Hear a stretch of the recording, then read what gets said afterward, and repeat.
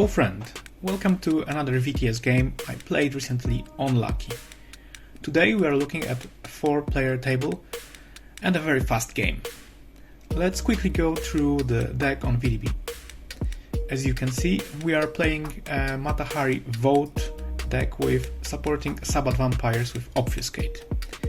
Matahari is a 7-cup Group 4 independent Ravnos with superior Chemistry and Obfuscate and inferior Fortitude, Quietus and Auspex. She is a red list, and her special text says you and Matahari can play cards requiring sect and clan as though she were of the required sect and/or clan.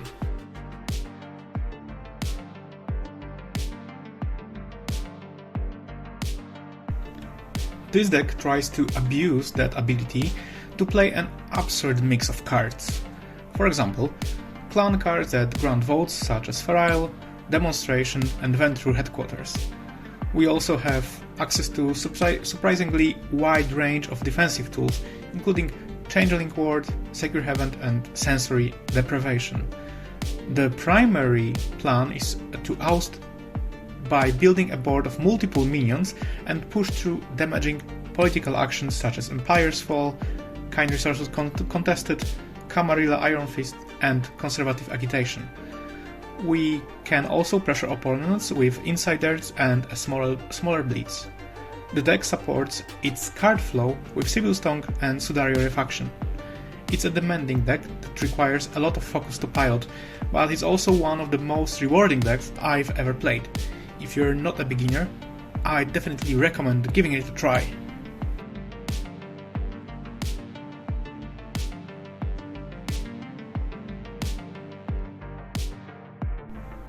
We joined the game with all 4 players already having their first vampires in play, and right away we can see this won't be an easy table for us. Behind us sits Mateusz with Agnieszka.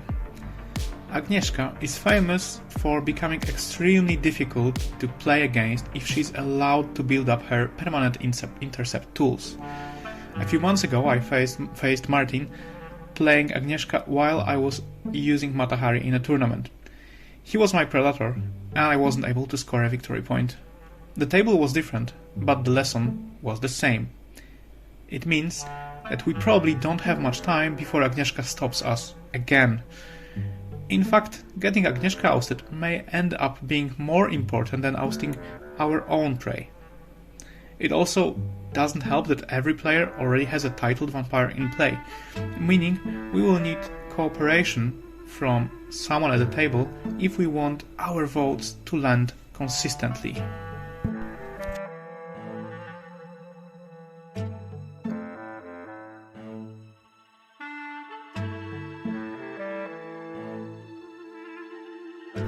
With the first action, Matahari takes, Vaticination, we get a better look at what everyone is playing.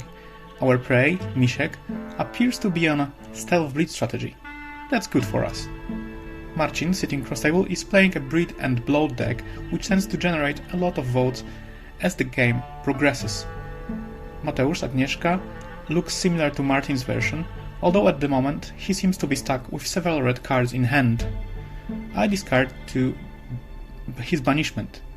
The last thing we want is anyone at the table getting funny ideas about agreeing to banish Matahari.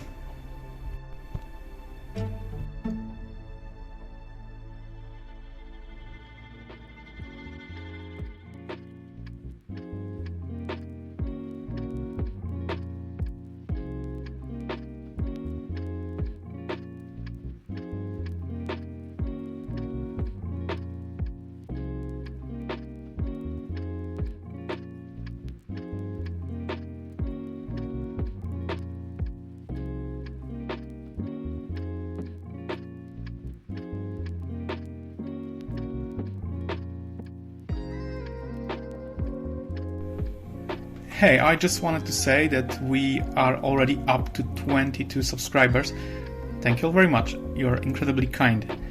And if there are any VTES videos you'd like to see, please let me know in the comments.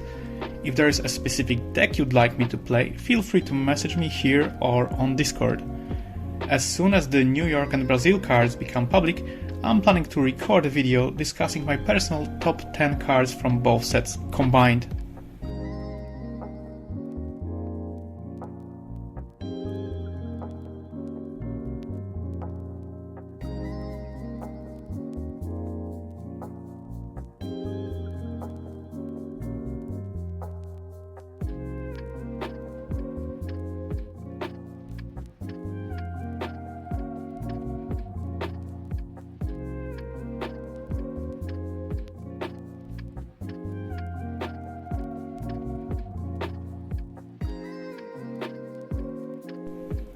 Meanwhile, I reached an agreement with my cross-table buddy. We would help each other pass votes that damage our respective preys. It wasn't an ideal deal, but with every turn and every additional progeny entering play, our position was only going to become weaker, and we had to capitalize on what we have at the moment.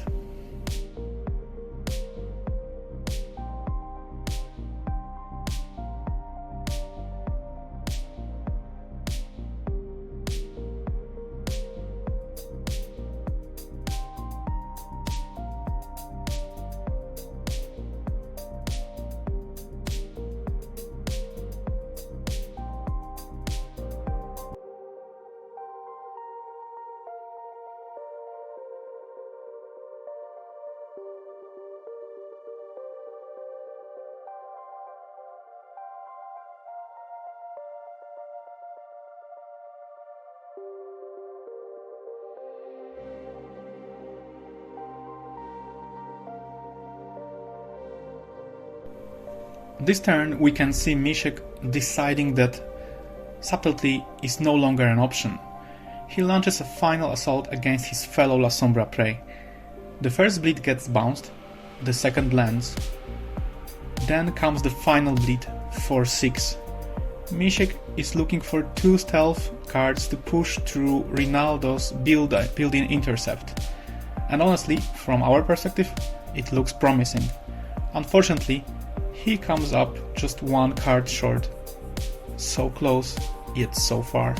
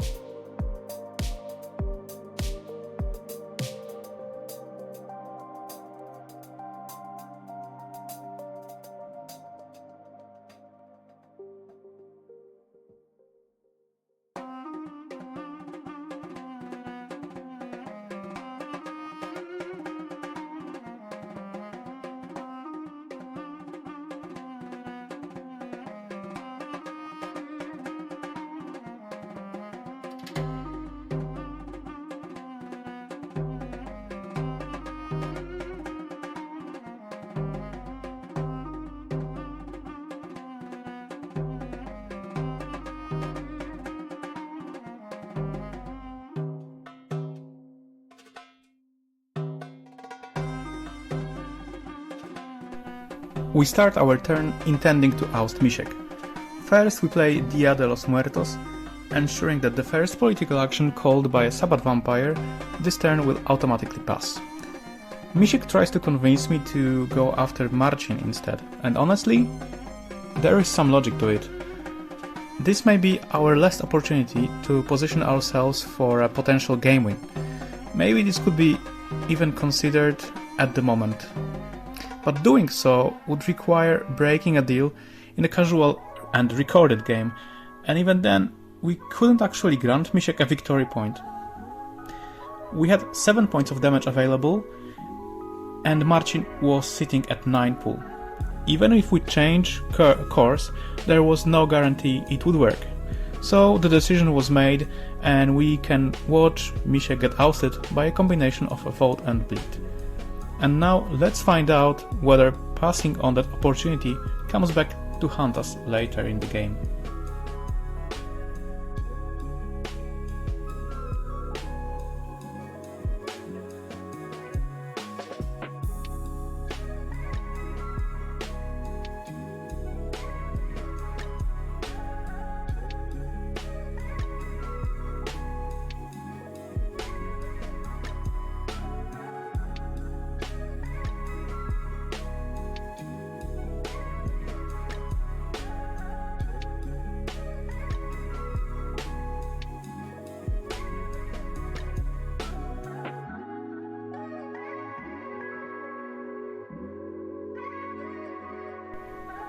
Misiek deck is a perfect dominate govern chain deck with even numbers of 8 cups, 7 cups, 6 cups and below, all vampires being able to play dominate cards, and one of 18 governs must land each turn.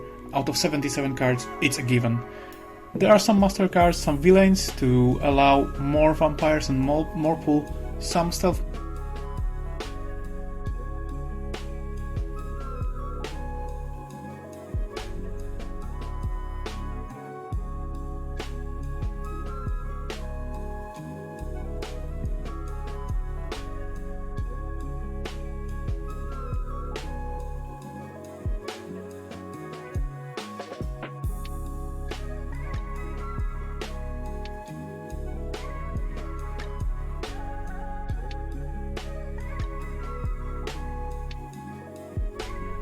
At this stage of the game, my attempts to convince Mateusz to work with me have completely failed. Agnieszka is stuck in a cycle of hunting because of Gnew's ability. She's no longer effectively disrupting Matahari or the Lasombra player. And we are beginning to see exactly how the game is likely to end. Every time we want to push through a vote or stop a consanguineous boon, we have to lock down all our locations to grant ourselves votes. The choices feel impossible. The situation doesn't seem to be solvable by the cards that I have in my deck. I also play some two capacity vampires, so I don't play Scourge of Enochians that would actually help in this situation. So unless something unusual happens, our chances of winning are slipping away.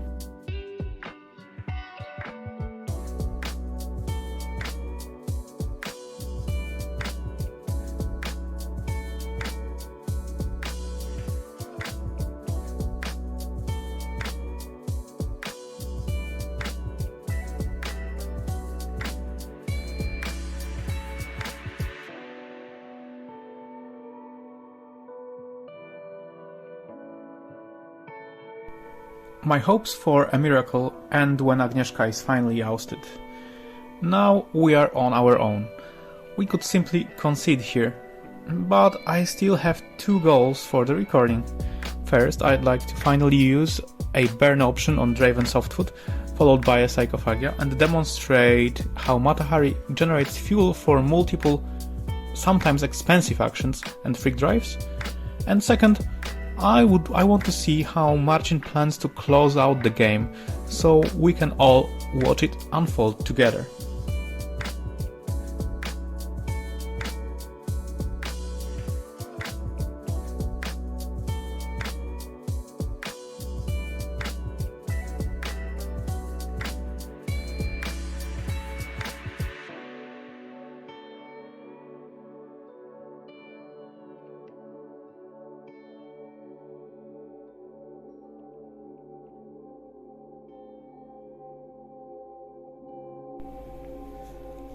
As I learned after the game, Mateusz is actually playing a slightly shorter and more flexible version of Agnieszka deck, playing 22 combat cards, 22 reaction cards, 3 end-kill cogs, and of course a steady intercept.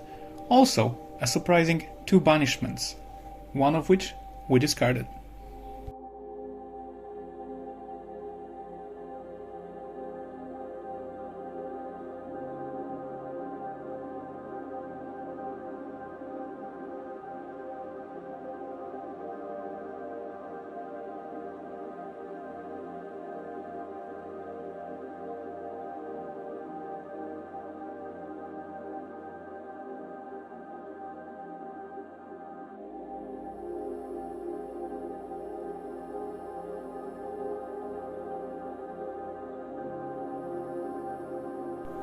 As you can see, our draws aren't helping.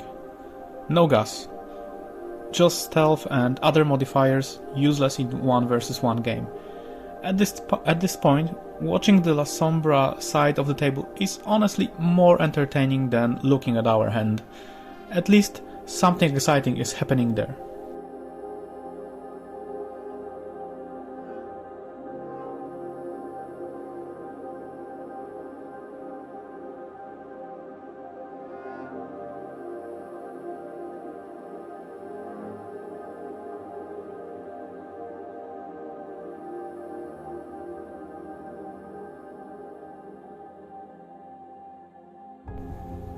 Marcin is playing a Breed and Blood deck. We had agreed that he wouldn't start calling consanguineous boons until my prey was ousted. The deck thrives in low intercept environments and performs a lot of small actions, just like most Breed decks. That means hunting, creating a new vampire, and voting. It plays consanguineous boons, a few damaging political actions, and plenty of vote push. There are also 19 stealth cards helping to ensure that breeding and hunting actions keep succeeding. 10 copies of 3rd Tradition Progeny form the core of the deck. The deck also runs a few deflections, but no governs or no bleed modifiers.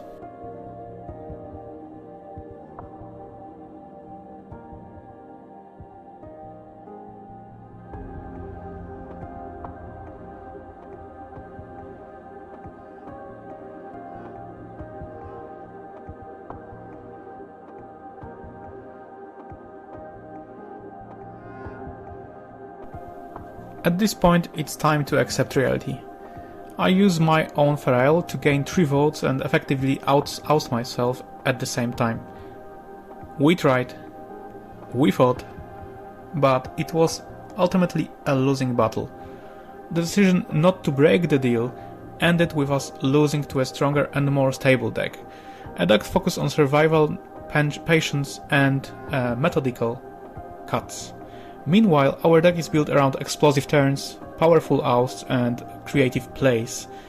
Sometimes those decks run out of fuel, and today was one of those days.